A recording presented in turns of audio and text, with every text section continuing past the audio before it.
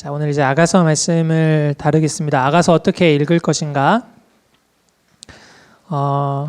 저희가 계속 소개를 하고 있는데 큐티 학교와 우리 매월 첫 번째 1회씩 하는 큐티 공개 강좌의 차이가 있죠. 큐티 학교는 큐티하는 방법을 저희가 함께 배우는 시간이고요. 큐티 공개 강좌는 저희가 그 달에 하는 우리 큐티 본문을 개관하는 걸 통해서 큐티를 좀 더 깊이 할 수 있도록 도와드리는 시간입니다. 그래서 오늘도 강의는 앞부분은 개관을 하겠고요. 뒷부분에는 아가서 전체를 읽는 통독으로 진행을 하겠습니다. 오늘은 지금까지는 아가서가 가장 좀 짧아요. 처음에 저희가 요한복음, 느헤미야 했는데 아가서는 8장까지 있습니다. 그리고 좀 짧기 때문에 강의를 좀 더 충분히 조금 하려고 준비를 했습니다. 그래서 2장이 됐어요. 그래서 앞뒤장 2장이 됐는데 그래서 오늘 좀 더 풍성하게 또 함께 아가서를 살펴볼 수 있지 않을까 기대하는 마음이 있습니다. 자, 그러면 아가서를 이제 한번 살펴보죠. 자, 1장 1절 한 10개 그 아가서를 10개의 테마로 한번 구분해 봤는데요. 1장 1절 보시면 첫 번째는 솔로몬의 아가라 이렇게 돼 있죠. 우리 빨간색 글씨를 같이 한번 읽어볼까요? 시작. 열쇠가 분실된 자물쇠. 여러분 어떤 느낌이 드세요? 열쇠가 분실된 자물쇠다. 열어야 되는데 열쇠가 없으니까 못 여는 거죠. 이게 어떤 의미를 한 걸까요? 이 해석하기가 어렵다, 난해하다, 좀 이런 의미를 이제 담고 있죠. 왜 그러면 아가서가 해석할 때 좀 쉽지 않은가? 여러분들이 아가서를 일단 읽어보시겠지만 아가서는 굉장히 노골적이고 이 대담한 성적인 묘사들이 많이 있습니다. 어떻게 성경에 이런 말씀이 기록되어 있을 수 있지? 라고 하는, 그래서 설교자들이 잘 다루지 않는 특정 부분만 다루게 되는 이제 쉽지 않은 그런 부분이 있고요. 또 아가서를 읽다 보면 왜 아가서가 어렵냐면 이 말하는 사람이 누군지가 참 애매합니다. 이게 여인이 말하는 건지 남자가 말하는 건지 솔로몬이 말하는 건지 누가 말하는 건지를 이 노래이기 때문에 잘 알기가 어려워요. 그래서 이거를 보다 보면 이거 누가 말하는 거야? 여기서 좀 어렵습니다. 그리고 이 아가서는 노래입니다. 노래. 우리가 시가서라고 하는데 노래로 된 거거든요. 노래를 부르는 거예요. 그래서 이 6월절 되면 그 이스라엘 백성들이 6월절 때 노래로 불렀던 게 이 아가입니다. 솔로몬의 아가라 뭐 이렇게 하면서 노래 부른 거겠죠? 네. 네, 오늘 분위기가 좋습니다. 네. 노래이기 때문에 많은 어떤 비유가 있고 또 어떤 상징들이 있기 때문에 이거를 우리가 분석하고 이렇게 살펴감에 있어서는 좀 어려움이 있습니다. 그리고 우리가 성경을 대할 때 친숙하지 않은 이스라엘 어떤 문화라든지 어떤 적용하는 그런 부분들에 있어서 그래서 좀 아가서가 어렵다라는 거죠. 그런데 재밌게도 교회사를 보면 아가서에 대한 굉장히 많은 주석서들이 있었어요. 해석하는 게 다른 성경에 비해서 그만큼 뭐냐면 아가서는 굉장히 중요하게 다루어졌던 책이라는 거죠. 그래서 제가 오늘 저도 이 아가서를 준비하면서 이번에 굉장히 큰 은혜를 받았습니다. 굉장히 큰 소망이 또 생겼고 오늘 그게 잘 전달될 수 있으면 좋겠습니다. 예. 성령님이 도와주시길 바라고요. 한번 좀 그 설명을 보면요. 첫 번째 이제 1장 1절 개관적인 부분으로요.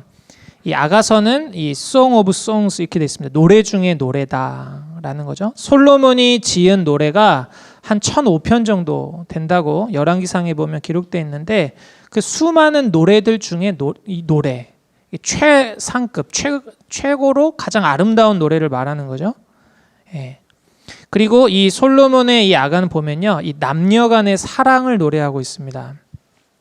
근데 굉장히 보면요, 솔직해요. 상스럽지 않고 솔직합니다. 그리고 굉장히 이 남녀 간의 사랑의 아름다움과 고상함이 있어요. 그래서 여러분 때 표현 보면 굉장히 아름답습니다. 누구 사랑하는 연인에게 이런 노래를 불러줘도 정말 좋을 것 같아요. 그리고 세 번째는 이 하나님과의 사랑, 이게 성경이잖아요. 남녀 간의 사랑을 그럼 성경에 왜 기록했을까? 남녀 간의 사랑을 통해서 우리에게 말씀하시는 것도 있고 이 사랑을 통해서 하나님의 백성을 어떻게 사랑하셨는지 또 이후로 보면 예수님과 이 교회가 어떻게 사랑을 했는지 이 아가서를 통해서도 연결지어서 우리에게 메시지를 주고 있습니다. 이제 그런 부분들을 보시면 되겠고요. 네 번째는 이제 지혜를 준다는 거예요. 이 시가서를 통해 시가서로 노래로 우리에게 지혜를 주는데 어떤 지혜를 주느냐? 이 사랑의 결혼 관계를 정말 사랑 안에서 존속해 갈 수 있는 것. 그리고 사랑을 잃어버린 결혼 관계의 어떤 회복에 어떤 지혜를 주는 게 아가서입니다.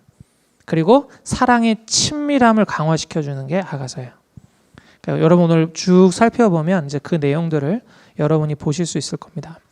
자, 근데 오늘 이 아가서를 푸는 이제 여러분 관점 중에 이제 시작하면서 여러분들께 말씀드리고 싶은 건 이게 솔로몬과 술람미 여인의 사랑 노래다 이렇게 하는 해석의 관점이 있어요. 아가서는 솔로몬과 술람미 여인의 사랑이다 이렇게 해석하는 관점이 있는데 저는 이제 또 다른 학자들은 솔로몬이 기록했지만 자기가 아니라 남자와 여자 다른 대상을 가지고 이 아가서를 진행했다 이렇게 하는 해석이 있거든요. 저는 이 후반에 있는 전자가 아니라 후자의 관점에서 보려고 합니다. 그 이유는 여러분 일단 성경을 내용을 쭉 살펴보면 왜 그렇게 해석을 하는지 근거를 이제 설명을 드릴게요. 그래서 여러분이 이거 보실 때 솔로몬과 여인의 관계가 아니고 어떤 한 남자와 한 여자, 한 남성과 한 여성, 남녀 간의 이 사랑이다. 이런 관점에서 따라오시면 되겠습니다. 자, 솔로몬의 아가라 시작을 했고요. 이제 두 번째 부분입니다. 1장 2절에서 4절까지인데요. 내게 입맞추기를 원하니 이렇게 돼 있죠. 우리 빨간색 글씨를 같이 한번 읽어보겠습니다. 시작. 친밀함을 향한 욕구는 악한 것이 아니다. 네. 자, 1장 2절에서 4절을 한번 보겠습니다. 1장 2절에서 이렇게 4절을 보면 이렇게 구절이 돼 있죠. 이 여인이 먼저 이렇게 이야기를 해요. 2절에 내게 입맞추기를 원하니, 그죠? 사랑하는 남성에게 내게 입맞추기를 원한다. 이렇게 말을 하고 있고요. 그리고 이걸 보면 그 사랑이 얼마나 남성이 자기를 향한 사랑이 얼마나 큰지 내 사랑이 포도주보다 나음이구나 이렇게 얘기를 합니다. 굉장히 그 사랑이 달콤하고 좋다 얘기를 하고 있고요. 4절을 보면 왕이 나를 그의 방으로 이끌어 들이시니 너는 나를 인도하라. 그죠? 아주 은밀한 방에 이제 남녀가 함께하는 아주 친밀한 교제의 장소로 나를 인도하라. 이렇게 말을 하고 있습니다. 그러니까 이게 굉장히 친밀함의 표현들이 나오고 있는 거죠. 아주 적극적인 걸 알고 있어요. 그죠? 자, 그럼 이 내용을 가지고 볼까요? 여기 내용을 보면 신부가 아주 대담하게 친밀함을 청하고 있습니다. 내게 입맞추기를 원한다. 그리고 그 은밀한 방으로 나를 인도하기를 원한다 하고 있죠. 이 내용은 이 결혼 첫날 밤의 기대와 갈망, 기쁨을 표현하고 있습니다. 이제 신부가 신랑을 향해서 이렇게 서로 사랑하고 이런 친밀함을 나누기를 원하고 있는 거죠. 그런데 재미난 건요, 이 신부가 이 신랑을 어떻게 표현하고 있느냐라는 거예요. 이 4절에 보시면 왕이라고 표현하고 있죠. 왕. 신부의 눈에 비친 남편, 신랑의 모습은 왕으로 보고 있어요. 왕은 여러분 어떤 존재예요? 굉장히 영광스럽고 가치 있는 존재죠. 그래서 여러분 우리 남편이 진짜 왕이야. 그렇죠. 그러면 난 뭐가 되는 거예요? 왕비가 되는 거죠. 여러분 결혼식장에서 한번 보세요. 턱시도를 딱 하고 멋있게 딱 하면 가장 아름다운 모습으로 딱 서 있는 남편. 물론 신부는 그날의 이제 또 주인공이죠. 그런데 굉장히 아름답게 신부가 준비를 하잖아요. 그런데 그런 또 신부를 빛나게 하는 옆에 서 있는 남편이 왕과 같이. 신부는 지금 굉장히 흡족하게 자신의 남편을 표현하고 있어요. 왕 같은 존재로. 나중에 보시면 알겠지만 이 남자는 이 목동이거든요. 양을 치는 사람이에요. 그런데 이 신부의 눈에 지금 비치는 이 사랑의 대상인 남편은 왕으로 보이는 거예요. 그렇게 존귀하게 보이는 거죠. 이제 이런 내용들이 이제 서두에서 이제 시작되고 있습니다. 여러분 이 여인이 그토록 남편을 사랑하고 갈망하고 기대하고 있죠. 그죠? 이런 사랑을 노래하고 있어요. 이게 여러분 우리가 이 전체 성경에서 보면 신부된 성도들이 신랑 되시는 예수님을 그렇게 갈망하는 것, 기대하는 것, 정말 더 가까워지기 원하고 친밀함을 나누기 원하는 것, 이런 것들을 우리가 연결해서 생각해 볼 수 있죠. 그래서 여러분, 배우자와 친밀함을 원하는 것은 이 건강한 부부 관계를 나타내는 거죠. 정말 신부가 남편을 원하는 거, 그죠? 건강한 부부 관계를 나타내는 것처럼 그리스도와의 친밀함을 원하는 것도 이 영적 건강을 나타내는 표시입니다. 내가 정말 주님을 갈망합니다. 정말 주님을 사모합니다. 이게 내 영적으로 건강하다는 거죠.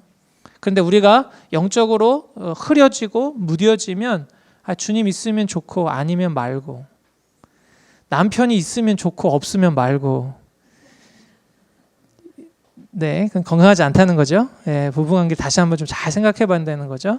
이와 마찬가지로 영적으로도 우리가 주님이 정말 갈망합니다. 우리의 이 건강한 표시를 한번 살펴볼 수 있다는 거죠. 그래서 이처럼 여러분, 친밀함을 향한 욕구는 악한 것이 아니다. 아가서가 딱 시작하면서 굉장히 강렬하게 말을 하고 있어요. 입맞추기를 원한다. 방으로 나를 인도하기 원한다. 이렇게 지금 설명을 하고 있습니다. 자, 두 번째 파트인데요. 이제 1장 5절에서 2장 7절까지입니다. 여자들 중에 내 사랑은 가시나무 가운데 백합화 같도다. 이런 표현인데요. 빨간색 글씨를 같이 한번 읽어보겠습니다. 시작. 애정 어린 말은 힘이 있다. 네, 애정 어린 말은 힘이 있다. 자, 이어지는 아가서 내용을 살펴보면요. 이제 이 신부가 자신에 대해서 나를 어떻게 보고 있는지 그 인식이 나옵니다. 아가서 1장 5절 6절 보면요. 예루살렘 딸들아, 내가 비록 검으나, 자기 스스로를 검다고 생각하고 있어요. 아름다우니 계달의 장막 같을지라도, 이 계달의 장막이라고 하는 거는 그 당시에 유목민들이 이 텐트를 치는, 거기가 아주 검은색 천이었거든요. 이제 그거와 같이 내가 검다라고 말하고 있어요.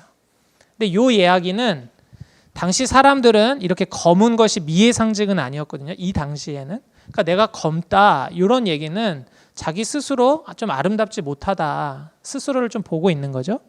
그 이유가 나오는데 1장 6절을 보면 내가 햇볕에 쬐어서 거무스름할지라도 흘겨보지 말 것은 내 어머니 아들들이 나에게 놓아여 포도원지기로 삼았음이라. 나의 포도원을 내가 지키지 못하였구나. 내가 바깥에서 포도원지기로 노동을 해야 됐어요. 그러니까 자기 몸을 잘 돌보지 못했던 거죠. 그러니까 햇볕에 쬐어서 거무스름해진 거예요.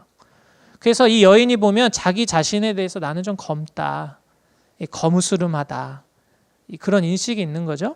근데 그럼에도 불구하고 이 여인은 건강한 정체성을 가지고 있어요.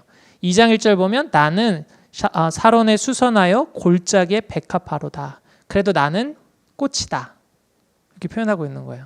건강한 좀 정체성을 가지고 있는 거죠. 그러니까 사람들과 보기에는 내가 좀 검어 보여도 나는 그래도 꽃이야.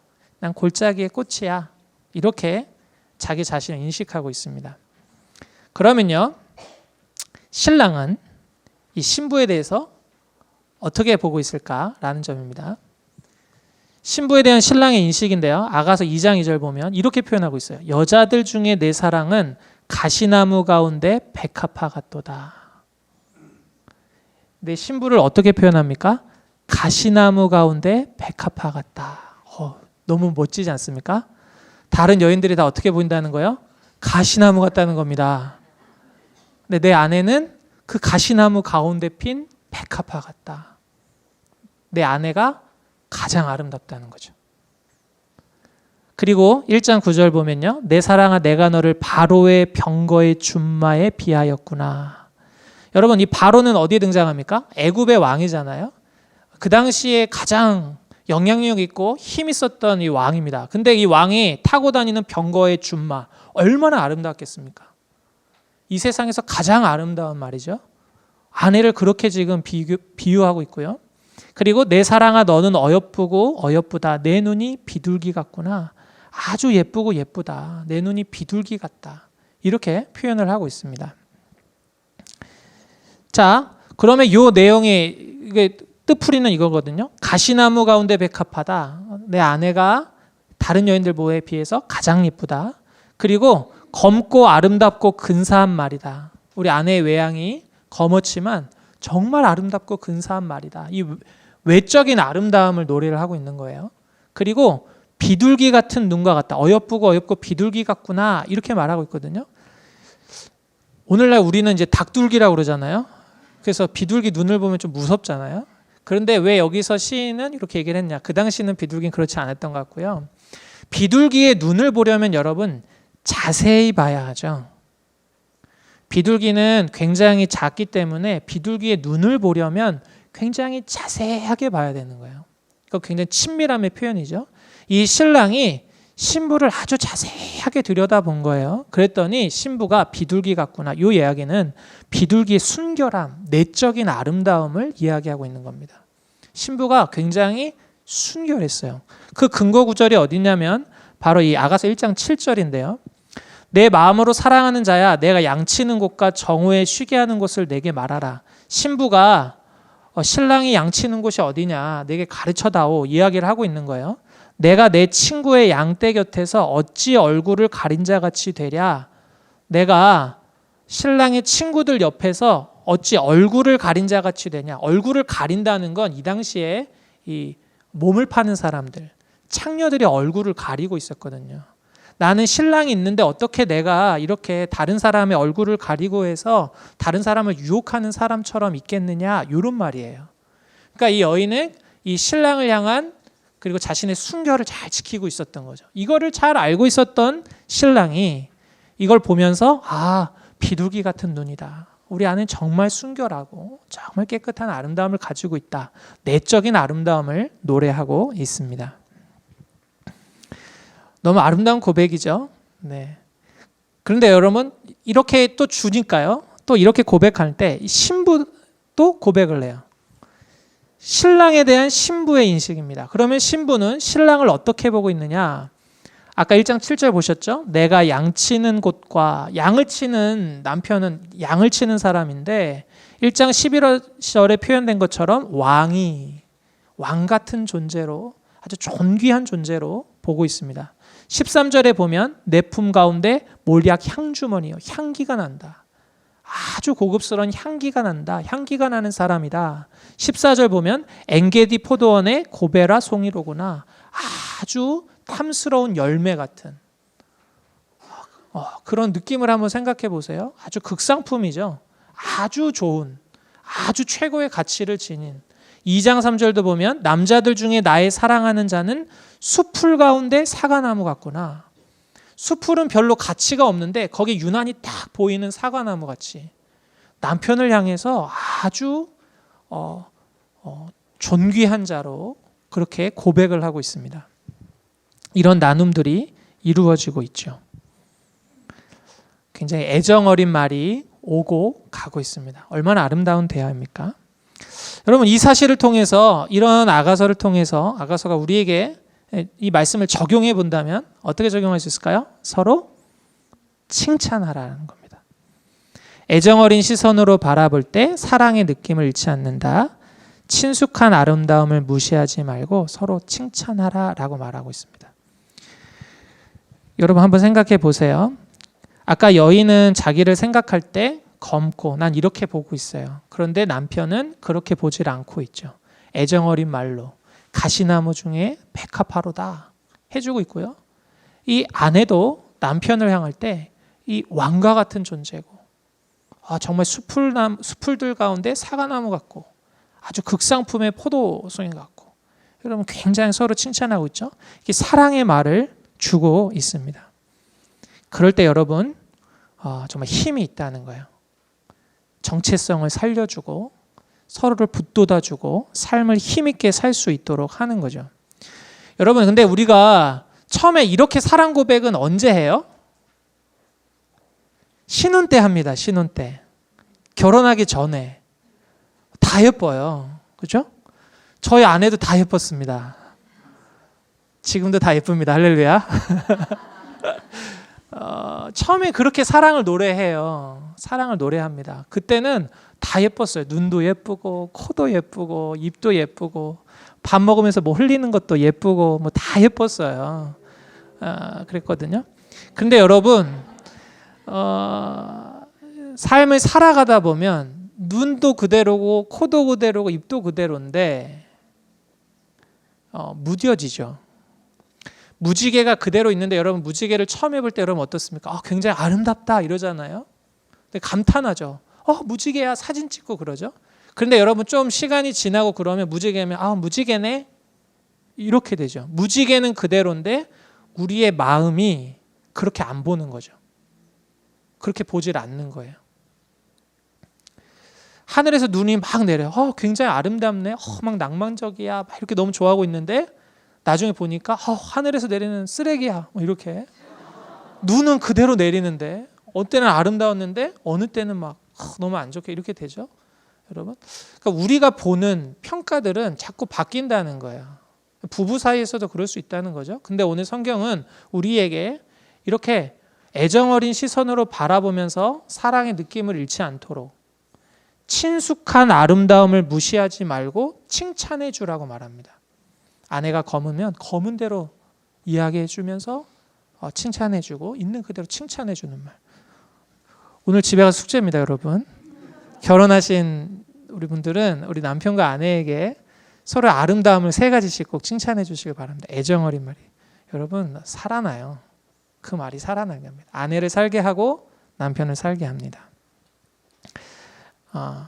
이걸 하나 더 나가서요. 그러면 왜 우리는 이런 칭찬하는 말을 해야 하는가라는 거죠. 그리고 어떻게 할 수 있는가라는 부분인데 하나님이 나를 그렇게 사랑하신다는 겁니다. 니사의 그레고리라는 사람이 이렇게 표현을 했어요. 주께서 검은 영혼을 맞아 함께 교류함으로써 그 영혼을 아름답게 만드신다. 무슨 말입니까? 우리의 영혼은 검어요. 죄로 얼룩져 있고 그런데 그런 우리와 교류하면서 우리에게 끊임없이 사랑의 말을 해주세요. 그래서 우리의 영혼을 아름답게 만들어 가세요. 절망하고 낙심하고 그랬는데 내 사랑하는 자야. 너는 가시나무 중에 너는 백합화다. 이렇게 얘기를 하면서 우리의 영혼을 이렇게 소성하게 해주죠.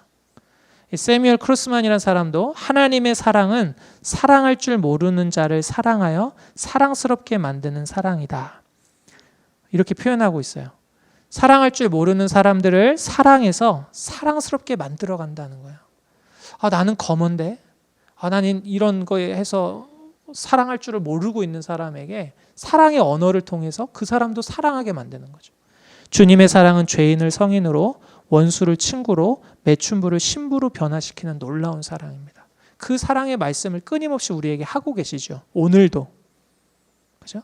주님이 우리에게 이런 애정어린 말로 우리를 붙돋으시는 것처럼 우리도 그렇게 사랑하며 살아야 될 것입니다. 오늘 그렇게 사랑의 말 한번 해보세요. 자, 다음 파트 넘어가 보겠습니다.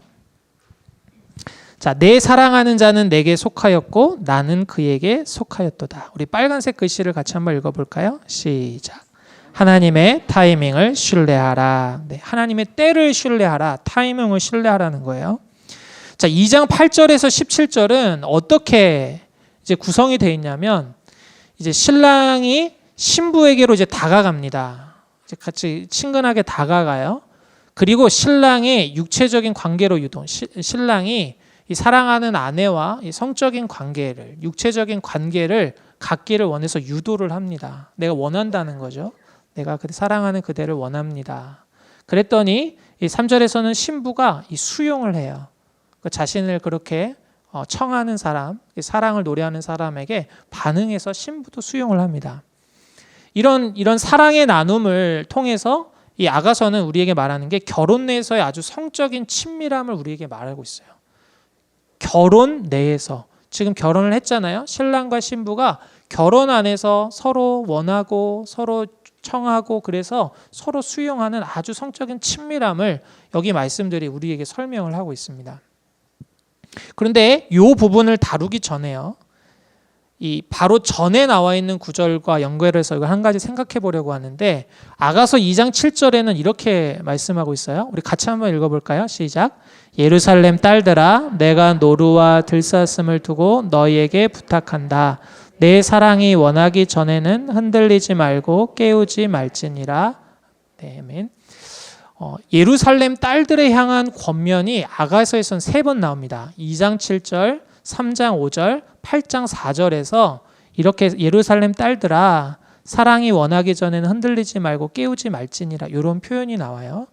요 구절이 설명하는 건 뭐냐면 예루살렘 딸들에게 기다리라고 말하는 거예요. 어떤 기다림을 말하느냐? 성적으로 함께 관계하는 것들에 대해서 기다리라는 말이에요. 이 예루살렘의 딸들은 사랑을 나눌 준비가 된 이스라엘의 여인들이거든요. 이 딸들이라는 설명을 보면 10대일 것이다 라고 말을 하고 있어요. 이제 성숙해 가고 있고 사랑을 준비하고 있는 사람들에게. 그런데 이렇게 너희에게 부탁한다. 흔들리지 말고 깨우지 말지니라. 적절한 때에 적정한 사람을 만나기 전까지는 너희들은 좀 자제해라. 기다려라. 이렇게 말을 하고요. 세 번째는 부탁한다 라는 말로 아주 정중하게, 아주 신중하게 조언을 하고 있습니다. 하나님의 때를 좀 기다리면서 이런 사랑을 노래한 아주 흡족한 사랑을 누릴 것들에 대해서 좀 기다려라. 요거를 이렇게 3번에 걸쳐서 이야기를 해요. 그러면 왜 기다리라고 할까? 요 내용은 뒷부분에서 좀 다루기로 하겠습니다. 뒷부분에서 여기는 시작하는 부분에 한번 설명드리고 또 나오거든요. 반복돼 나오니까. 자, 5번째 파트예요. 사랑하는 자를 찾았노라. 3장 1절에서 11절까지입니다. 빨간색 글씨를 같이 한번 읽어보죠. 시작. 적극적인 아내가 잘못된 것이 아니다. 네, 적극적인 아내가 잘못된 것이 아니다. 자, 여기에는 이제 2편의 시가 소개를 되고 있습니다. 아가서 3장 1절에서 5절까지의 한 시가 있고요. 노래가 있고 다음에 6절에서 11절까지 시가 있어요. 한번 3장 1절에서 5절 한번 보겠습니다. 내가 밤에 침상에서 마음으로 사랑하는 자를 찾았노라. 여인이 사랑하는 자를 찾았어요. 신랑을 찾은 거죠. 근데 찾아도 찾아내지 못하였노라. 못 찾았어요. 신랑이 안 보여요. 이에 내가 일어나서 성안을 돌아다니며 마음에 사랑하는 자를 거리에서나 큰 길에서나 찾으리라 하고 일어나서 아주 적극적으로 성안을 돌아다니며 사람을 찾습니다. 아주 적극적으로 찾고 있죠. 근데 만나지 못하였어요. 성안을 순찰하는 사람들에게도 묻습니다. 내 마음으로 사랑하는 자를 너희가 보았느냐? 근데 그들을 지나치자마자 수소문하며 찾았는데 만났네요. 마음에 사랑하는 자를 만나서 그를 붙잡고 찾았는데 찾아서 붙잡았어요. 그리고 내 어머니의 집으로 나를 잉태한 이의 방으로 가기까지 놓지 아니하였노라. 다시 친밀한 교제를 나눌 어머니의 집. 이제는 이 사람의 집이거든요. 나를 잉태한 이의 방으로 같이 가는 거죠. 함께 데리고 가서 또 사랑의 교제를 나눈 거예요. 자, 이 노래를 기억하시고요. 이어지는 구절은 재미나는 노래가 나와요. 자, 연이어서는 솔로몬의 가마가 나옵니다. 모략과 유황과 상인의 여러 가지 향품으로 향내 풍기며 연기 기둥처럼 거친 들에서 오는 자가 누구냐? 갑자기 엄청난 아우라를 다 뿜으면서 오는 사람이 있었던 거죠. 볼지어다 솔로몬의 가마라. 솔로몬의 결혼식이 있나 봐요. 이스라엘 용사 중 60명을 둘러쌌는데 다 칼을 잡고 싸움에 익숙한 사람들이라. 아주 호위병사들이 굉장히 60명이나 있죠. 밤에 두려움으로 말미암아 각기 허리에 칼을 찾느라 아주 중무장을 하고 얼마나 의리의리하겠습니까? 솔로몬 왕이 레바논 나무로 자기의 가마를 만들었는데 그 기둥은 은이요 바닥은 금이요 자리는 자색 깔개라. 그 안에는 예루살렘 딸들의 사랑이 엮여져 있구나. 시온의 딸들아 나와서 솔로몬 왕을 보라. 혼이 날 마음이 기쁠 때에 그의 어머니가 씌운 왕관이 그의 머리에 있구나. 아주 화려하고 멋진 솔로몬의 결혼식의 장면을 보여주고 있습니다. 두 노래가 굉장히 이게 비슷한 것도 있고 차이점을 가지고 이게 연달아서 소개가 되고 있어요. 그러면 자, 내용을 볼까요? 1장 5절을 요약한 걸 비교한 걸 한번 보겠습니다. 아내는 사랑하는 자를 적극적으로 찾아 나서고 발견해서 집으로 데려온 내용이었고 솔로몬 왕의 화려하고 웅장한 결혼 행량을 만난 거죠. 그죠? 여기는 아주 혼자서 혈혈단신으로 막 찾아 나선 거고요. 여기는 굉장히 의리한 결혼을 만났습니다. 유사한 점이 뭐냐면 이 3장 4절에는 이 아내의 어머니가 나오고요. 11절에도 솔로몬의 어머니가 나오고 이 4절에는 예루살렘의 딸들이 나오고 11절에는 시온의 딸들이 나옵니다. 그러니까 이게 아주 비교하기 위해서 대칭적으로 설명을 하고 있어요. 차이점이 뭐냐? 이 5절에 보면 예루살렘 딸들에게 결혼할 때까지 기다려라 라는 구절로 끝을 내고 있고 11절에는 시온의 딸들에게 마음의 기쁨에 대한 언급을 하고 있어요. 이게 좀 차이가 있고요. 두 번째는 이곳에서는 아내가 보호받지 못한 여자의 모습으로 나옵니다. 혼자서 일어나서 막 돌아다니잖아요. 순찰한 사람한테 물어보고 아무도 여자를 보호해주지 않아요. 굉장히 어렵죠. 그런데 지나친 보호를 받는 왕의 모습으로 솔로몬을 비교하고 있습니다. 그렇다면 왜 아가서는 이 비교를 통해서 드러내고자 했던 게 무엇일까라는 거죠. 자, 빨간색 글씨를 같이 한번 읽어볼까요? 시작.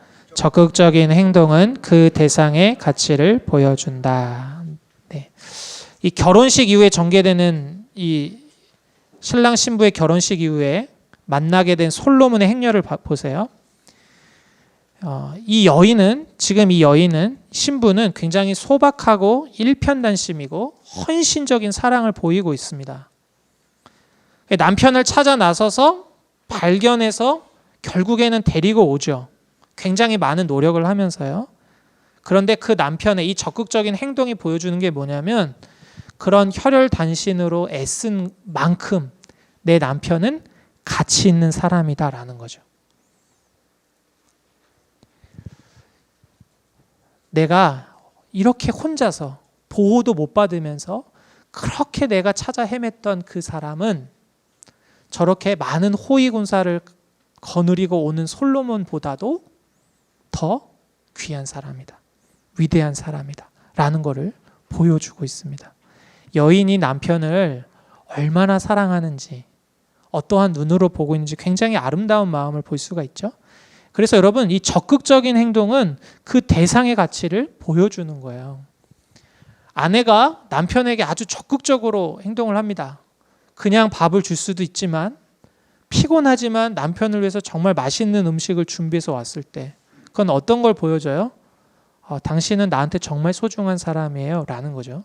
반대로 남편도 마찬가지입니다. 아내를 대할 때 내가 굉장히 힘들고 피곤하지만 아내가 딱 전화해서 올 때 나 이게 뭐가 필요한데 떡볶이 좀 사다 줘. 굉장히 피곤하고 힘들지만 내가 떡볶이집을 그때 문 연 집을 찾아가서 그걸 사가지고 그걸 온다. 이거는 그만큼 내 아내가 소중하다는 거죠. 그죠? 적극적인 행동은 그 대상의 가치를 보여줘요. 오늘 이 여인은 그 모습을 보여주고 있습니다. 근데 이것이 또 우리에게 또 주는 메시지가 있죠. 누가복음 19장 9절 10절 말씀인데 우리 같이 한번 읽어볼까요? 시작. 예수께서 이르시되 오늘 구원이 이 집에 이르렀으니 이 사람도 아브라함의 자손이미로다. 인자가 온 것은 잃어버린 자를 찾아 구원하려 함이니라. 아멘. 이 삭개오를 만나고 난 예수님이 이제 하시는 얘기거든요. 여러분 이야기를 보면 사람들은 삭개오가 예수님이 오신다는 이야기를 듣고 나아가서 예수님을 찾고 나무에 올라가서 예수님을 받고 그 예수님을 집으로 모셨다 이렇게 생각을 하죠. 그런데 여러분 이 본문을 잘 들여다보면요.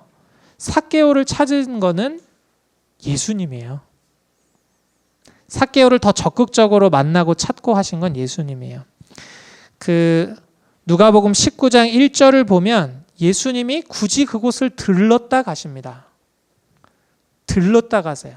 그거는 바로 삭개오를 찾으려고 하신 거죠. 그리고 예수님이 삭개오를 찾아와서 뭘 알고 계셨죠? 삭개오의 이름을 알고 계셨죠. 이름을 알고 계셨어요.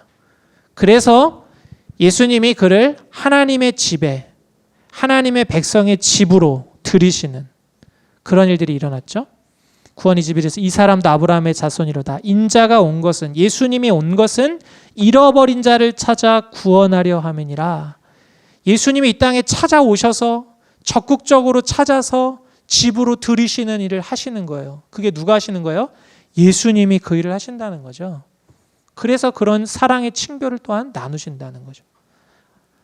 주님이 이렇게 적극적으로 하나님이 적극적으로 우리를 사랑하셔서 이렇게 보내셨어요. 그래서 여러분 주님이 우리를 이렇게 존귀하게 보신다는 겁니다. 우리를 이렇게 가치 있는 대상으로 보신다는 거예요. 여러분 스스로를 비하하고 그러지 마시길 바랍니다. 이렇게 가치 있는 자예요. 주님이 그렇게 가치 있게 보세요. 너무 아름다운 사랑 아닙니까? 주님이 나를 그렇게 보신다니, 이렇게 사랑으로 보신다니, 너무 감사한 일이죠. 우리가 그분과 그런 친교를 나눠요. 얼마나 감사한 일입니까? 아가서는 그런 사랑의 원리를 우리에게 보여주고 있습니다.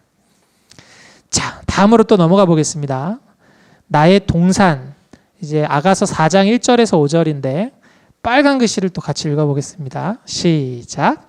아가에서 제시하는 순수한 에로스는 죄악되고 불경건한 쾌락에 대한 해독제 역할을 한다. 아가서가 보여주는 순수한 에로스가 있어요. 남녀간의 아름다운 사랑이죠. 이 사랑을 통해서, 순수한 사랑을 통해서 불경건한 쾌락에 대한 해독제 역할을 한다는 거예요.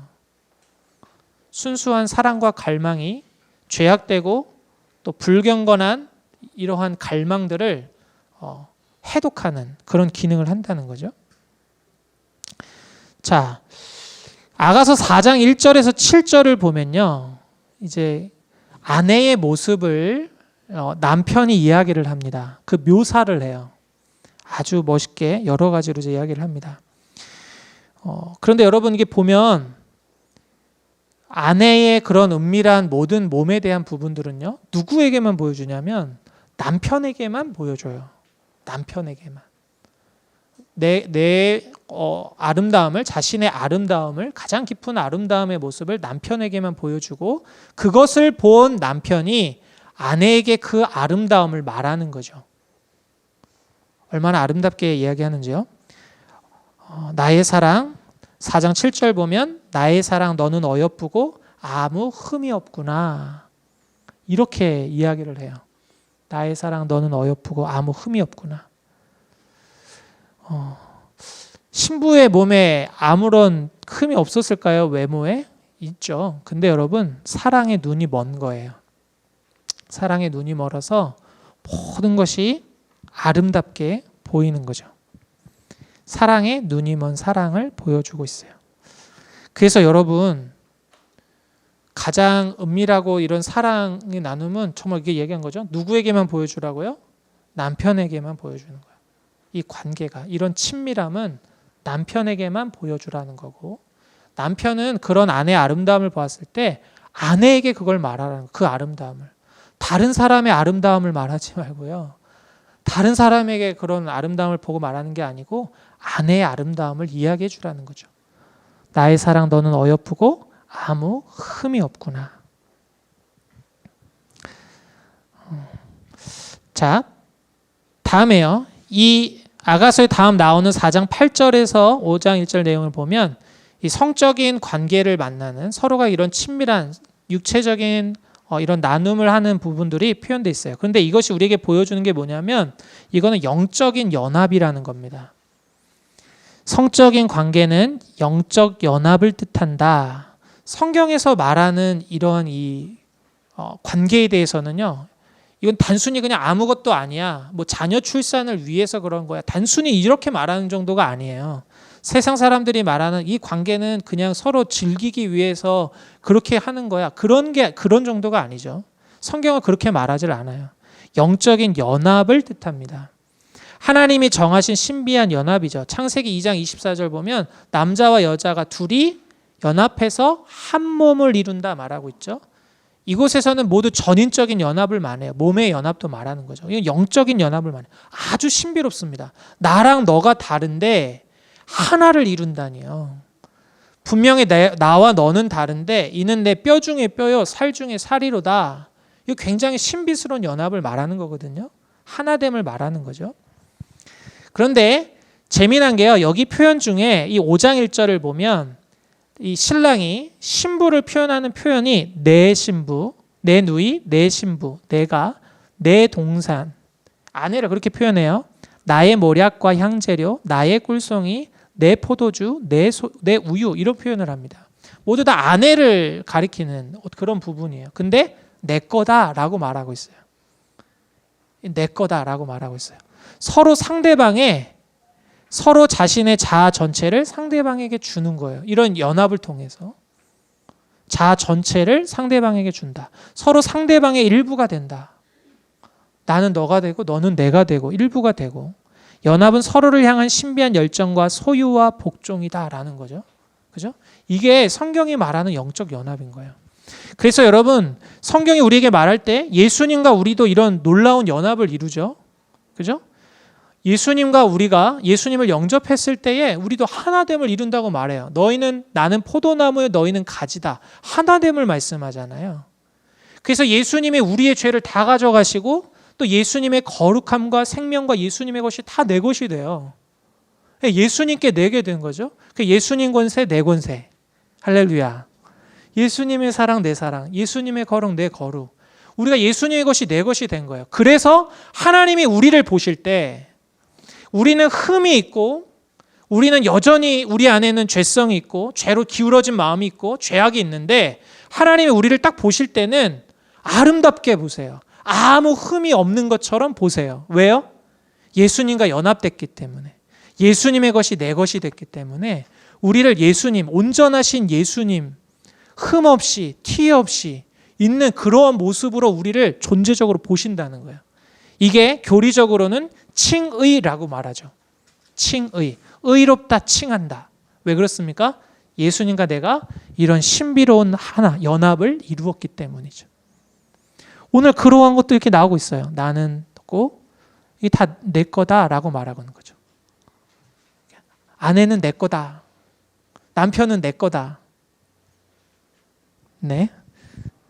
무슨 의미인지 아시겠어요? 네. 한번 해볼까요? 아내는 내 거다. 남편은 내 거다. 네. 어색하세요? 여러분. 그 다른 사람 겁니까?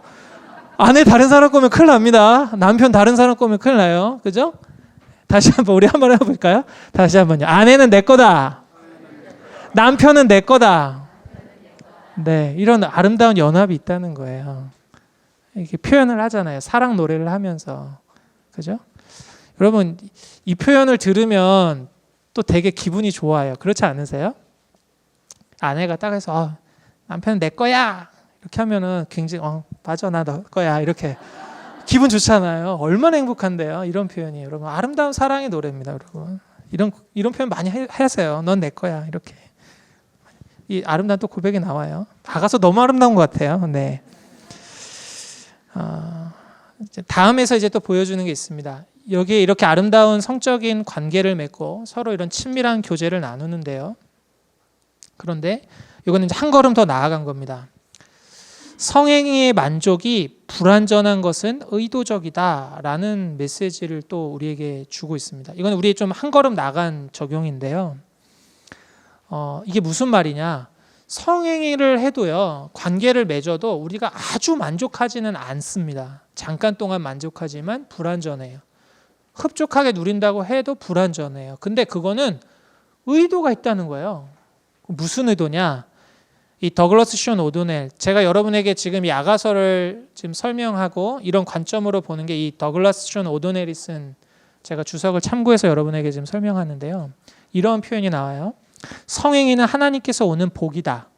하나님 우리에게 주신 복이라는 거예요. 아주 친밀한 연합을 나누게 하시는. 그러나 성행위는 그 이상이다. 하나님에게로 이어지는 다리이기도 하다.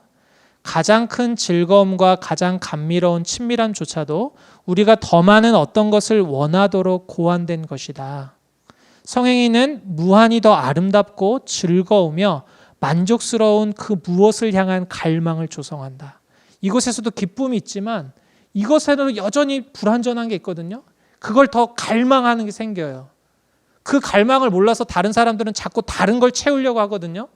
그것으로 채워지지 않아서 끊임없이 다른 무엇인가 채우려고 하는데 성경에 우리에게 말하는 건 뭐냐면 그게 바로 하나님이라는 거예요. 하나님.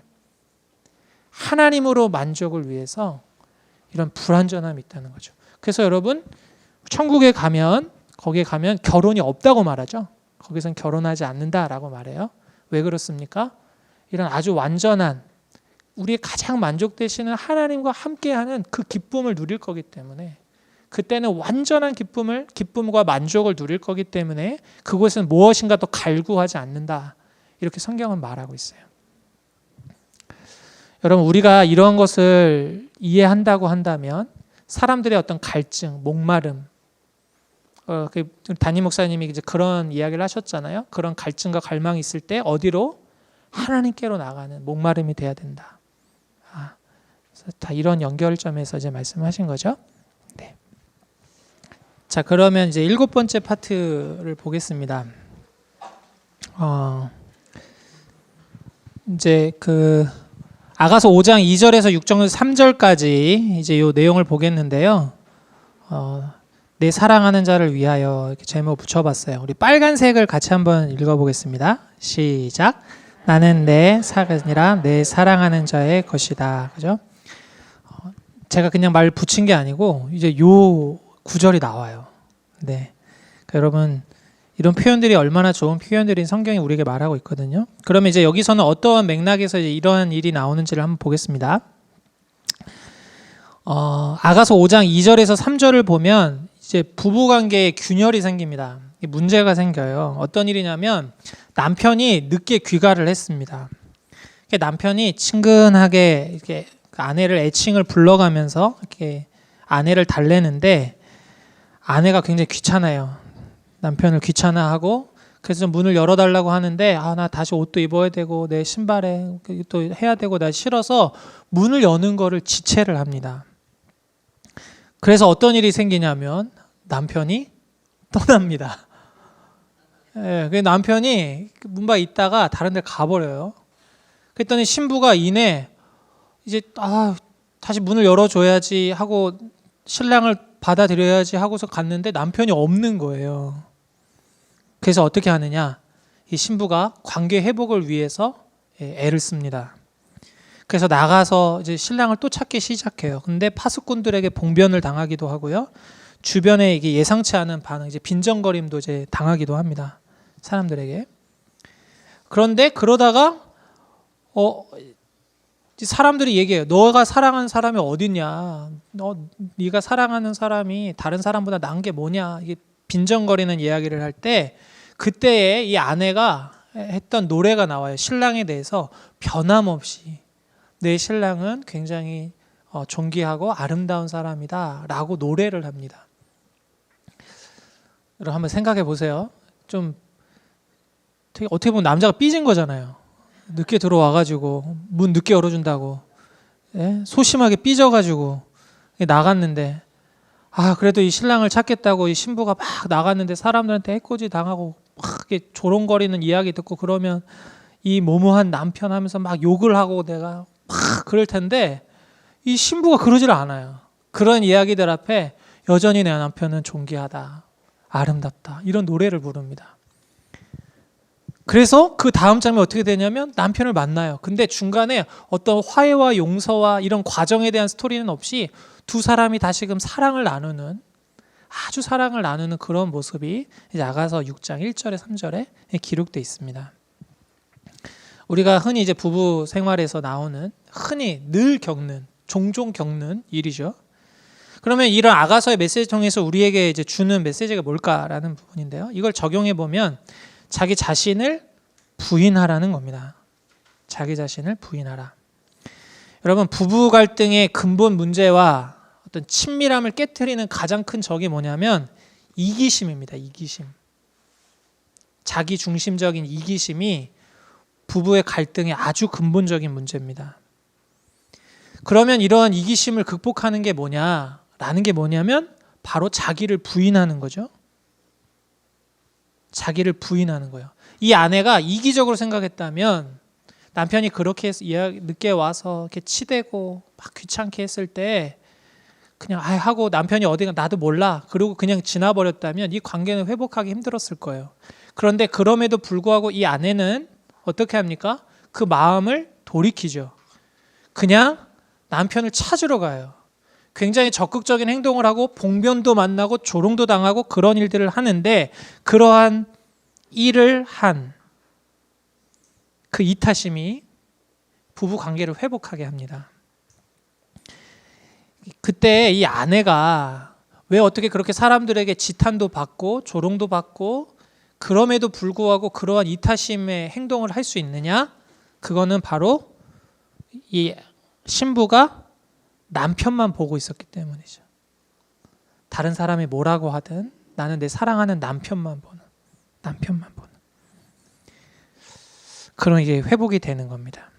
그래서 이런 분리가 되는 간격이 있었는데 이게 이타심이라는 걸 통해서 다리가 돼서 관계를 회복하는 말씀이 여기에 기록돼 있어요.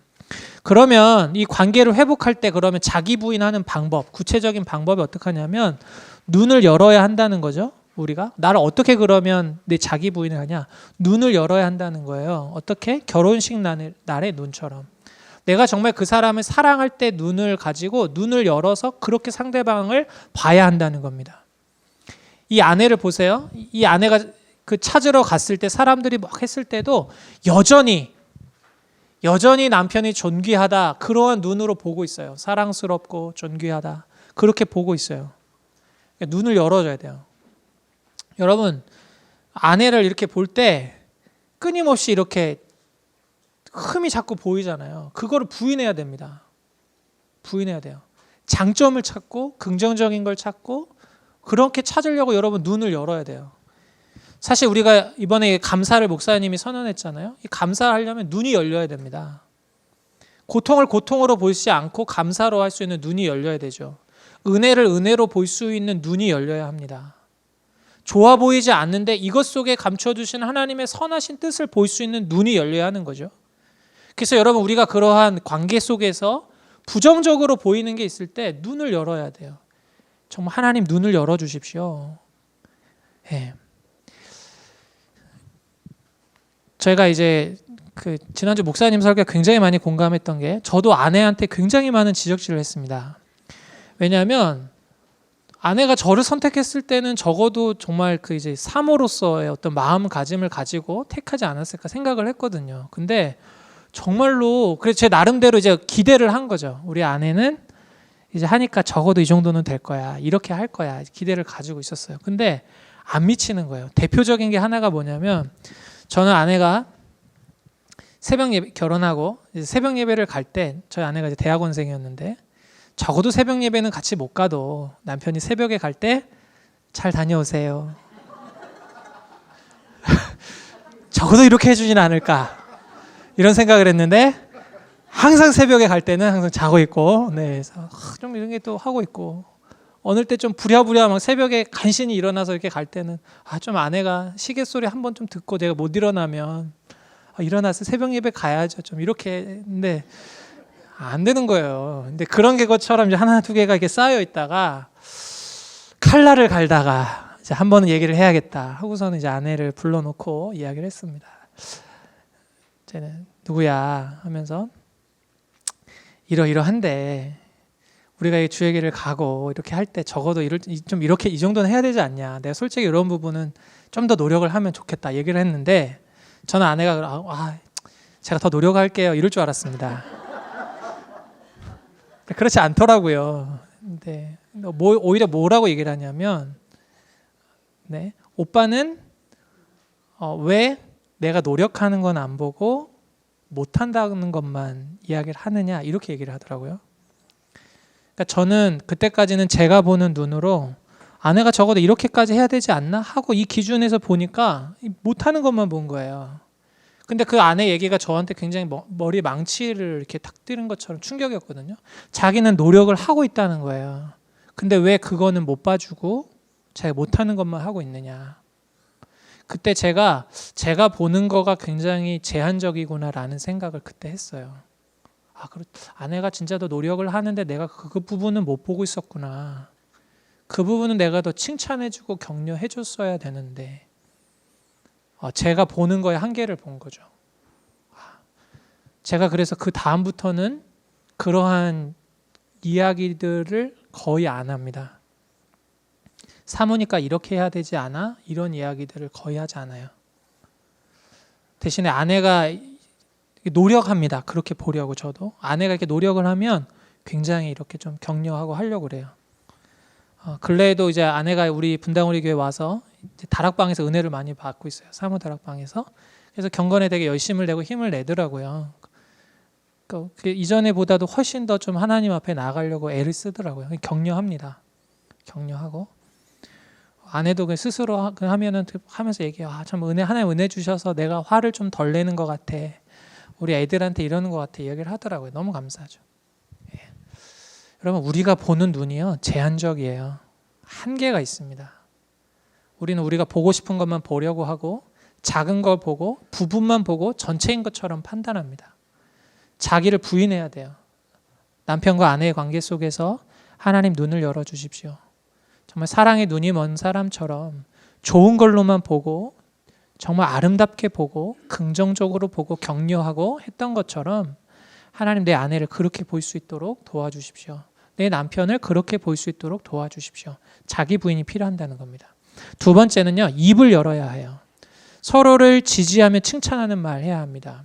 아까 얘기한 것처럼 이 신부가 얼마든지 남편을 비난할 수 있어요. 우리 남편 정말 소심하고 막 이렇게 하고 막 비난할 수 있어요.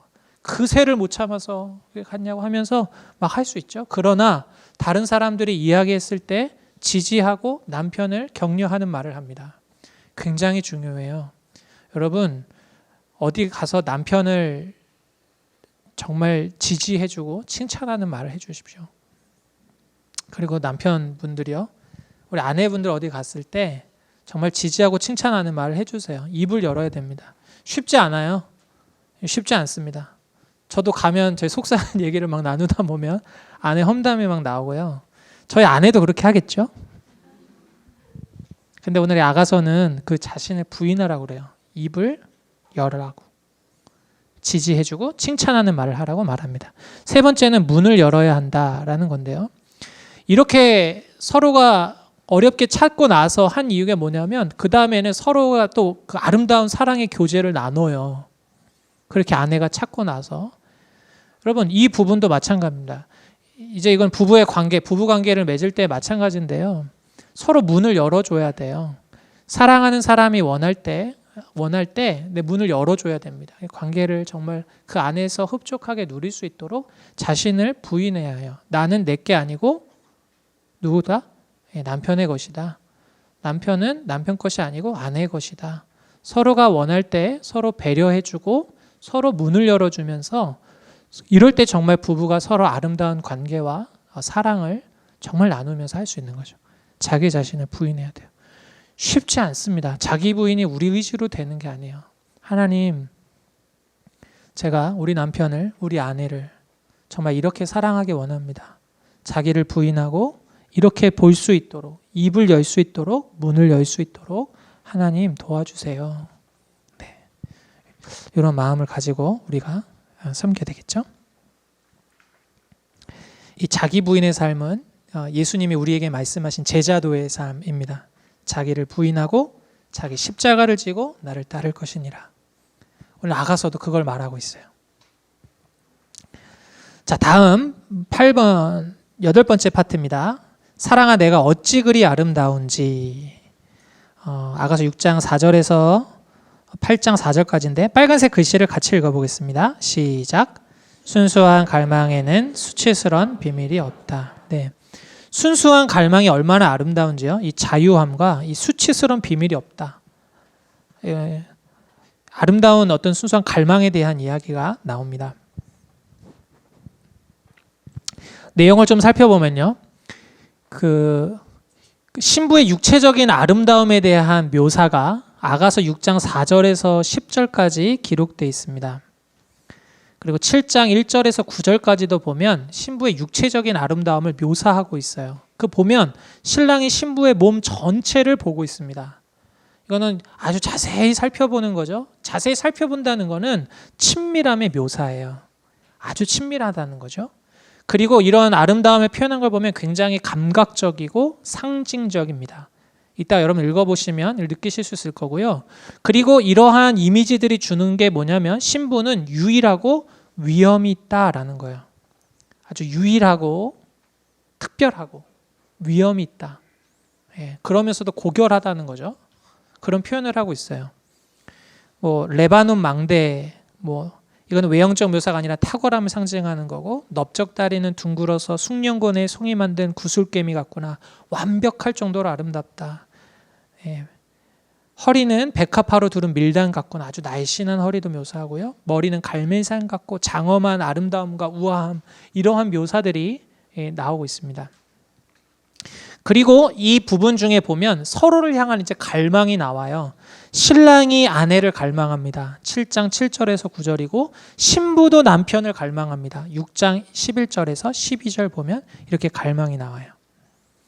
그래서 여러분 이 부분을 볼 때는 여러분들이 육체에 대한 아름다움, 서로를 향한 갈망, 이런 부분들을 여러분들이 읽을 수 있게 됩니다.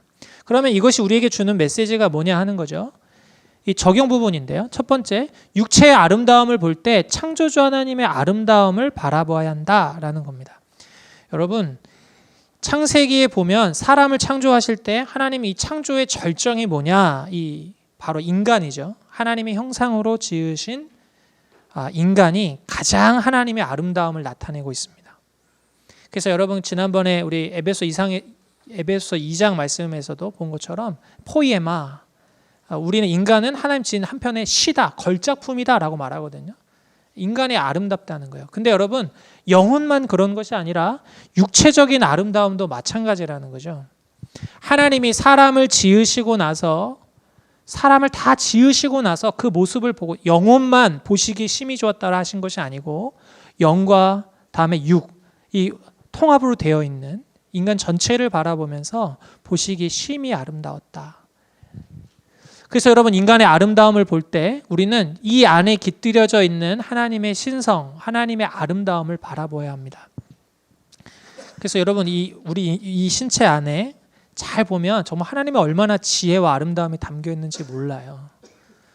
눈썹 얘기도 하셨잖아요. 눈썹도 그렇죠.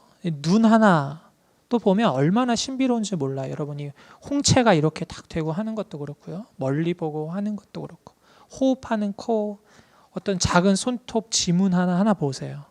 이곳에 얼마나 하나님의 아름다운 지혜와 이런 게 담겨 있습니까? 그렇죠? 창조주 하나님의 아름다움을 바라보아야 한다. 이사야 53장 2절에서 3절을 이렇게 줄을 달아놨는데 여러분 이건 뭐냐면 단순히 육체적인 아름다움뿐만 아니라 인간을 볼 때 정말 그 안에 있는 하나님의 형상으로서의 아름다움을 생각하라는 겁니다. 뭐냐면 이사야서 53장 2절 3절이 뭐냐면 예수님에 대한 예언을 묘사하면서 고운 모양도 없고 풍채도 없은즉 우리가 보기에 흠모할 만한 아름다운 것이 없었다. 예수님을 그렇게 표현해요. 예수님이 영화에서처럼 잘생기시지 않았다는 거예요. 너무 우리가 예수님을 멋있게 영화 같은 데 보면 묘사하는데 실제로는 못생겼다는 거죠. 고운 모양도 없고 풍채도 없고 흠모할 만한 것이 없는. 그런데 외양은 그렇지만 예수님의 그 모양 자체로도 하나님이 정말 아름다움이 있고 그분의 삶이 그렇지만 어떤 삶을 사셨어요? 정말 영화롭고 아름다운 삶을 사셨잖아요. 그러한 마찬가지로 우리가 사람을 볼 때도 육체적인 아름다움을 보면서 하나님이 이 가운데 심겨두신 신비 이런 걸 볼 뿐만 아니라 그 사람을 통해서 그 안에 하나님께서 이루어 가시는 그 아름다움, 그것도 우리가 바라볼 수 있어야 된다는 거죠. 겉모습을 통해서도 하나님의 영광을 보고 속사람을 통해서도 하나님의 아름다움을 바라봐야 한다라는 겁니다. 두 번째는요, 이러한 결혼 안에서 서로를 향한 갈망을 즐기고 누리라는 거예요. 신랑과 신부가 서로 초청하고 아름다운 사랑을 나누죠. 여러분, 하나님께서 우리에게 이러한 복을 누리게 하실 때는 결혼 안에서 서로를 향해서 원하고 즐기고 누리라고 말씀하세요. 제가 결혼할 때 저는 아버님이 일찍 돌아가셔가지고 제가 첫 번째 사역지에 있었던 그 담임 목사님이 저희 아버지 같은 역할을 해주셨어요. 그래서 매주 목요일마다 목사님이랑 이제 길거리 나가서 전도를 했는데 전도하다가 이렇게 시간이 났을 때 결혼할 때쯤 돼서 목사님이 이제 그러시는 거예요. 이제 한번 이런 교육을 많이 시켜주셨어요. 결혼했을 때에 대한 이야기를 하시면서 제가 인상적이었던 게 뭐냐면 하루는 목사님이 이제 제 아내 이제 교회에서 만났거든요. 부르셨어요, 둘 다. 밥 한번 먹자고. 그래서 딱 앉아서 목사님이 어떤 이야기를 해주실까 굉장히 기대를 했거든요. 그랬더니 이 얘기를 해주셨어요. 이제 두 사람이 결혼하게 될 텐데 첫날 밤을 이제 서로 이제 함께 보낼 때 정말 서로가 흡족할 수 있도록 서로 이렇게 나누라고, 흡족하게 누릴 수 있도록 서로 나누라고 얘기를 하셨고, 그 이후로도 그 얘기 하시는 거예요. 부부관계 안에서 정말로 하나님 주시는 이 복된 성을 가지고 서로 흡족하게 누리고 서로를 만족시켜 줄 수 있도록 하면서 흡족하게 누리라고. 저는 그런 목사님 처음 봤습니다. 담임 목사님이 저한테 아들 같으니까 이야기해 주신다고 하시면서 그 얘기를 해주시더라고요. 네. 성경이 그걸 말하고 있어요. 다른 데서가 아니고 결혼 안에서 서로가 원하고 서로 초청하고 서로 이렇게 즐기고 누리라는 거죠. 그리고 여러분, 세 번째로요, 이 순수한 욕정은, 서로를 향한 갈망은 그리스도의 고난을 선전한다, 이런 표현을 해놨는데요. 요거는 이제 한 걸음 더 나간 적용이에요. 이제 어떤 걸 말하냐면, 육체적인 여러분 갈망이 있는데 내가 그거를 자제해요, 절제해요. 결혼할 때까지 그거를 절제해요. 그러면 여러분, 세상 사람들이 그 사람을 주목해 보죠.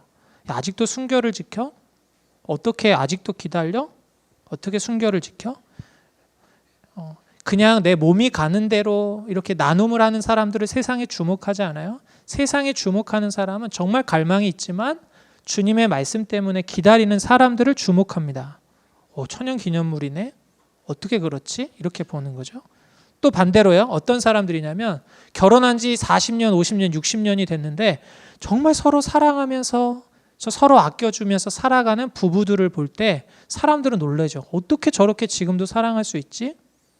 어떻게 저렇게 지금도 사랑을 나누고 서로 소중히 여기고 저렇게 존귀하다고 하면서 살 수 있지? 사람들이 그렇게 주목을 하죠. 순수한 이런 갈망입니다. 기다려요. 때를 기다리는 순수한 갈망. 그리고 하나님이 허용하신 것 안에서 정말로 기쁘게 누리는 순수한 이런 갈망은 그리스도의 고난, 예수님께서 정말로 뜻을 이루기 위해 기다리셨던 그 고난을 사람들에게 보여준다는 거예요. 주님 때문에 저렇게 참는구나, 주님 때문에 저렇게 누리는구나, 이런 걸 보여준다는 거죠. 그래서 이 파트 8 부분에서는 우리가 이런 걸 볼 수 있습니다. 정리해보면, 육체의 아름다움 올 때 창조자 하나님의 아름다움을 바라봐야 한다. 결혼 안에서 서로를 향한 갈망을 즐기고 누리라. 순수한 욕정 그리스도의 고난을 선정한다. 그래서 여러분, 이러한 순수한 갈망과 부부 안에서의 나눔이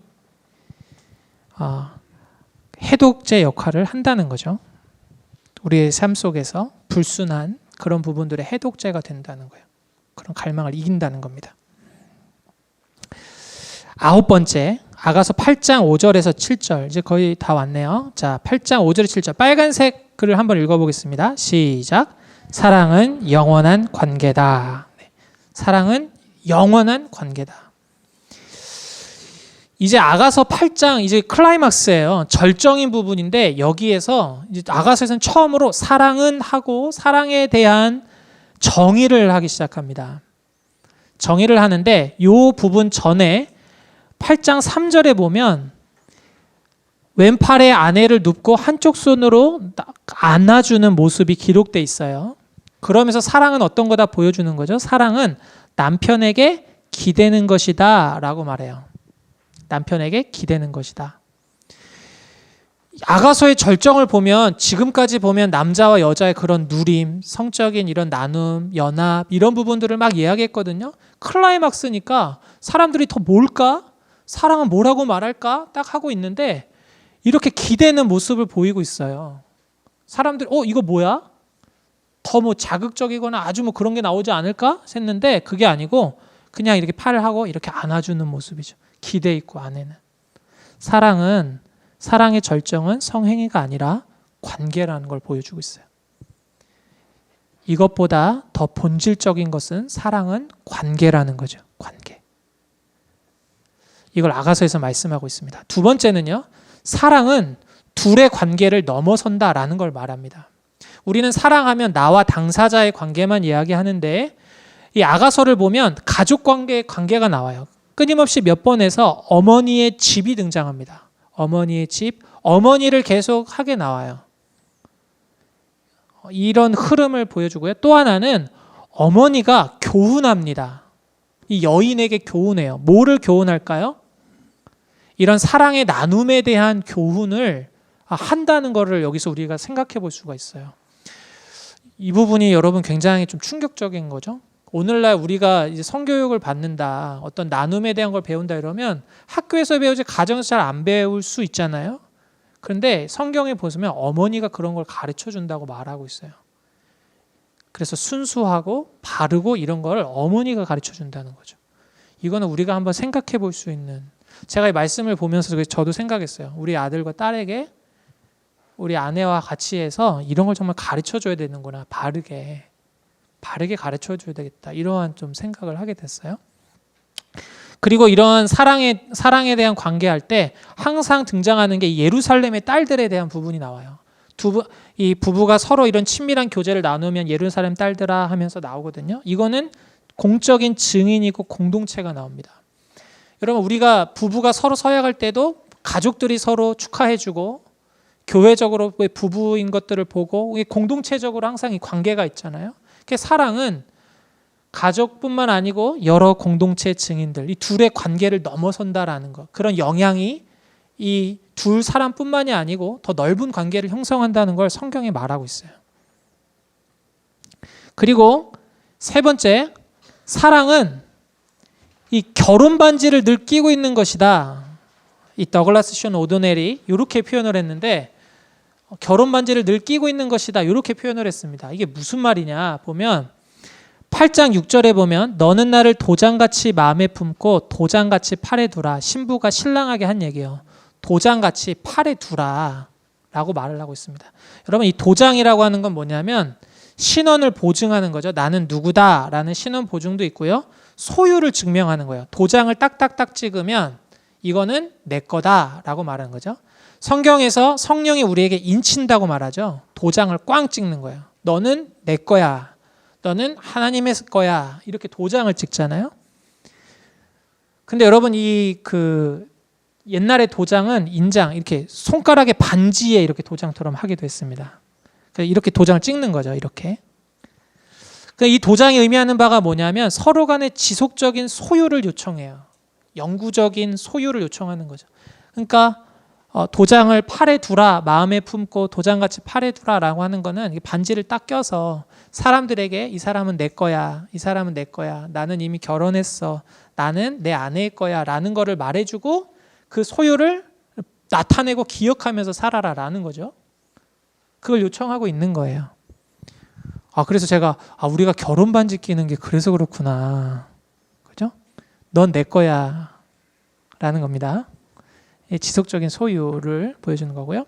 두 번째는 8장 6절에 7절은 유명한 구절이죠. 아가서에 나올 때 많이 나오는데 사랑은 죽음같이 강하고 질투는 수울같이 잔인하며 라고 말하고 있어요. 사랑과 이 질투를 말하고 있는데 경건한 질투죠. 이게 나타내는 바는 뭐냐면 한결같은 충성심을 말합니다. 질투를 안 하게 하려면 어떻게 해야 돼요? 이 사람만 사랑해야 되죠. 한결같이 사랑해야 되잖아요. 한결같은 충성을 보여줘야 돼요. 그리고 여러분, 이 사랑이 얼마나 강력한 것인지 이제 우리에게 보여주죠. 죽음같이 강한다. 죽음으로도 갈라놓을 수 없는 사랑은 더 이렇게 강하다라는 거죠. 그리고 여러분, 이 스올은 죽은 자가 이게 스스로 헤쳐나올 수 없는 장소의 어떤 개념으로 스올이라는 걸 쓰는데, 이 구절을 결국엔 풀이하면 그런 거예요. 제가 한번 좀 읽어보겠습니다. 사랑은 모든 것을 집어삼키는 죽음보다 강하고 사랑을 방해하는 세력에 대한 분노는 스올처럼 끝을 모를 만큼 강렬하다. 그리고 여러분, 이 7절 이따가 그 9절을 보면 불과 물의 개념이 나오거든요. 근데 사랑은 불의 개념으로 나와요. 그래서 물이 쏟아져 없는데 불이 꺼지지 않는 그런 표현이 나옵니다. 그 부분에 대해서 이 아가서 이미지는 사랑이 홍해 바닥에서 불타는 떨기나무와 같다는 것이다. 물이 갈라질 때 불꽃이 타오르고 있으며 엄청난 양의 물이 덮고 있는 상태에서도 그것은 여전히 타오르고 있다. 이게 보여주는 게 뭐냐면 사랑은 꺼지지 않는다. 사랑은 영원하다. 라는 거죠. 사랑은 영원하다. 사랑의 영속성을 보여주는 말이에요. 영원하다. 요거를 이제 정리해 보면, 그리고 이제 8장 7절은 이거죠. 사람이 그의 온 가산을 다 주고 사랑과 바꾸려 할지라도 오히려 멸시를 받는 것도. 돈을 다 줘도 사랑이랑 바꿀 수 없다는 거죠. 여러분, 사랑은 돈으로 살 수 없다는 겁니다. 사랑을 값으로 매기려고 하는 것 자체가 어리석은이라는 거예요. 왜냐하면 돈은 없어지고 사랑은 영원하기 때문이죠. 그 얘기를 하고 있어요. 그래서 사랑은 결혼 반지를 늘 끼고 있는 것이다. 사랑은 지속적인 소유, 사랑은 영원한, 독점하고 일평생 헌신하는 거죠. 내가 이 사람만 사랑하겠습니다. 이게 사랑이다. 여러분 결혼할 때 서약하잖아요. 어떻게 서약하셨어요? 신랑 정상혁 군은 아내 김혜지 양을 맞아서 뭐뭐 할 때까지 신랑의 도를 다하고 죽음이 갈라놓을 때 하여튼 서약합니까? 네 하죠. 그때 보면 여러분 고백 어떻게 했어요? 이렇게 끊을 수 없다 이런 표현을 하는 거죠. 고백을. 내가 이 사람만 사랑하겠습니다. 이 사람만 끝까지 사랑하겠습니다. 이 사람만이 저의 아내입니다. 이런 고백을 다 담는 거죠. 그래서 사랑은 이 도장을 팔에 두라. 요거를 오늘날의 말로 결혼 반지를 늘 끼고 있는 것이다 라는 거죠. 사랑의 영원함, 독점적 일평생의 헌신, 요거를 보여주는 거다라는 겁니다. 이 사랑의 영속성과 관련해 가지고요. 자, 그래서 이 사랑의 영원하다라는 거, 요거를 표현하면서 이 관계를 기혼자는 결혼한 사람의 사랑은 독점적이고 일평생의 헌신이라는 것입니다. 영원하게 그렇게 사랑해야 한다는 거죠. 고린도전서 13장 8절을 보면 사랑은 언제까지나 떨어지지 아니하되 이렇게 말하죠. 사랑은 영원한 관계라고 말을 하고 있어요. 그리고 여러분 이 사실이 우리에게 보여주는 메시지는 예수 그리스도의 언약적 헌신은 영속적인 것이다 라고 말하죠. 하나님의 사랑이 바로 이런 영원한 것이다 라고 우리에게 말하고 있는 겁니다. 고린도전서 13장에 보면 사랑의 정의가 나오죠. 거기에 보면 여러분 사랑은 뭐뭐하고 뭐뭐하며 그때 사랑 대신 예수님을 넣어보세요. 예수님의 사랑을 보여주는 거거든요.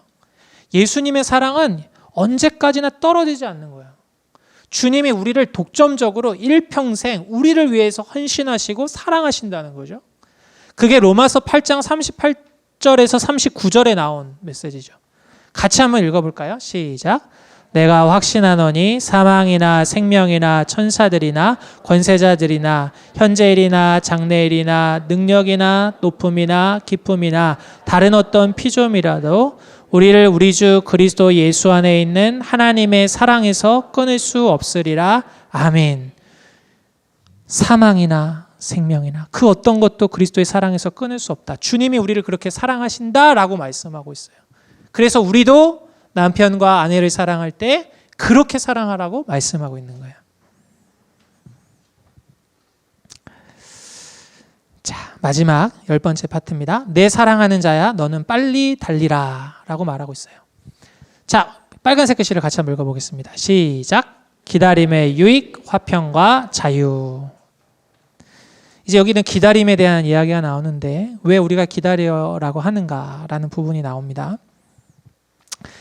이 8장 8절에 14절 보면 이렇게 구조가 되어 있는데요. 작은 누이가 등장해요. 작은 누이가 등장하는데 아직 때가 안 됐어요. 순결을 지키라고 권하고 그 순결을 지키는 것에 대해서 우리가 지원하겠다, 돕겠다 이런 고백이 나옵니다. 그리고 나서 이어서 10절에서는 자기는 그렇게 기다려서 때가 됐고 그 기다림 끝에 때가 돼서 누리는 그래서 자신의 어떤 기다림을 자랑하는 부분이 8장 10절에 나옵니다. 그리고 나서 나오는 게 결혼의 기다림. 왜 결혼을 기다려야 하는가? 이 기다릴 때 유익이 뭔가를 8장 10절에서 12절에 설명을 합니다. 그리고 마지막 두 구절 13절과 14절이 바로 아가서 마지막인데요. 이 두 구절에도 신랑이 오기를 간절히 오라 이렇게 요청하면서 아가서가 끝나버립니다. 이렇게 마무리를 짓고 있어요. 자, 내용을 한번 안에 들어가 보겠습니다. 그럼 결혼을 기다리는 유익이 뭐냐 보면 8장 10절에 보면 화평을 이야기합니다. 화평. 나는 성벽이요 내 유방은 망대 같으니 그러므로 나는 그가 보기에 화평을 얻은 자 같구나. 첫 번째로 이야기하는 것이 기다릴 때 유익이 바로 화평을 누린다. 샬롬을 누린다는 거예요.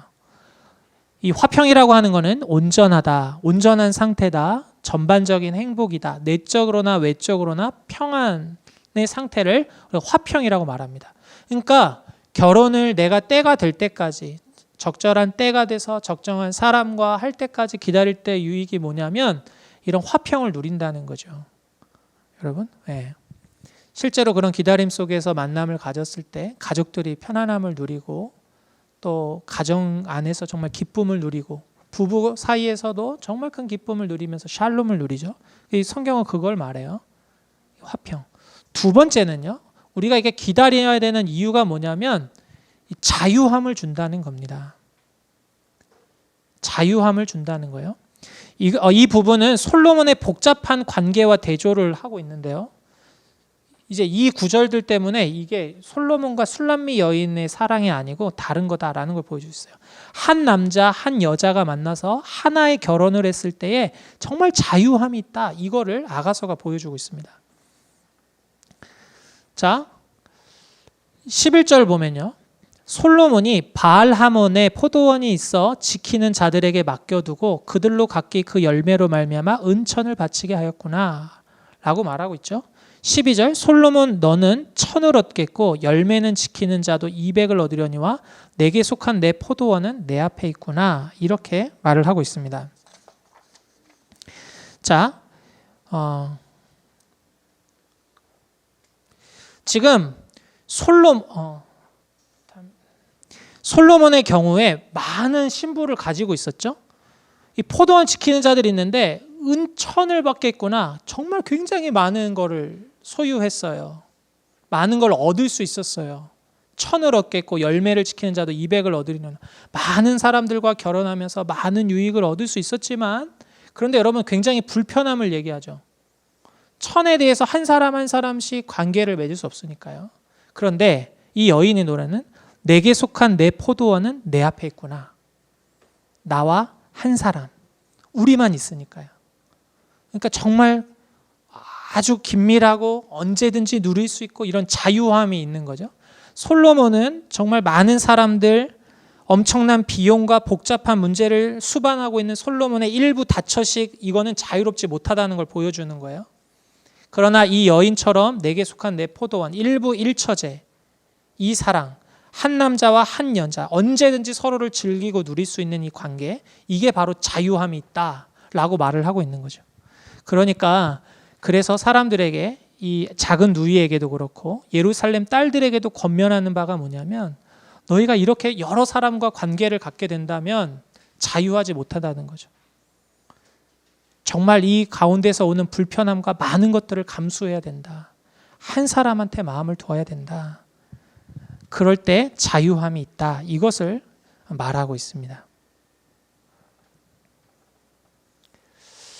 아가서의 다음 이제 8장 13절에서 14절 보면 마지막 두 구절이거든요. 여기는 이제 신랑이 오기를 간절히 요청하면서 아가서가 끝나요.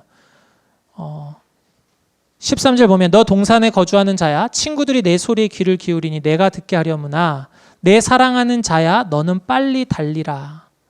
빨리 오라는 거군요. Come away 이렇게 돼 있을 거예요. 빨리 다시 돌아오라 라고 말하고 있어요. 향기로운 산 위에 있는 노루와도 같고 어린 사슴과도 같아라. 빨리 나에게 와라. 이게 기다리고 있습니다. 이렇게 하면서 끝나고 있어요. 자, 아가서가 이상하게 끝나죠? 뭐야, 빨리 오라고 하고서 이렇게 끝나고 있어요. 이게 그러면 아가서가 우리에게 주는 메시지가 뭐냐? 꺼트릴 수 없는 갈망을 표현하고 있죠. 정말 이런 관계를 부부간의 관계를 누리고 있는데 여전히 끊임없이 바라고 있는 갈망을 하고 있고요.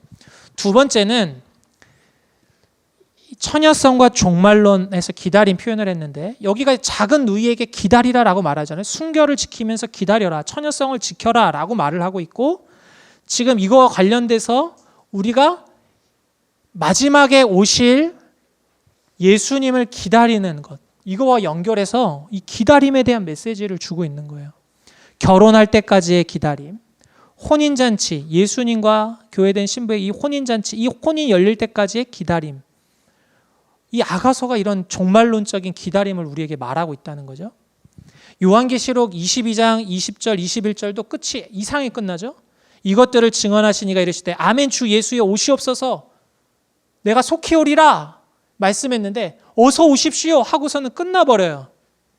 뭔가 다른 게 뭐가 있을 것 같은데 기다림에 대한 말씀을 하면서 어서 오십시오 요청하고 끝나고 있어요.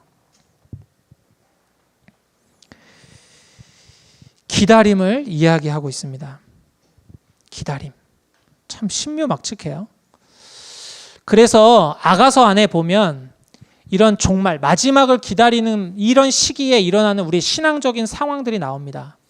허니문의 달콤한 첫사랑, 주님과의 첫사랑에 대한 표현도 나오고요. 포도원을 허는 작은 여우를 잡으라는 경계, 하나님과의 어떤 친밀한 관계를 허물어뜨리는 여우를 잡으라는 거의 경계도 나오고, 복음을 전파, 좋은 소식을 전하는 격려도 나오고요. 신랑을 잃어버리고 찾아 헤매는 방황, 때로는 우리가 예수님을 잃어버리고 방황하는 데도 있잖아요. 그것도 나오고요.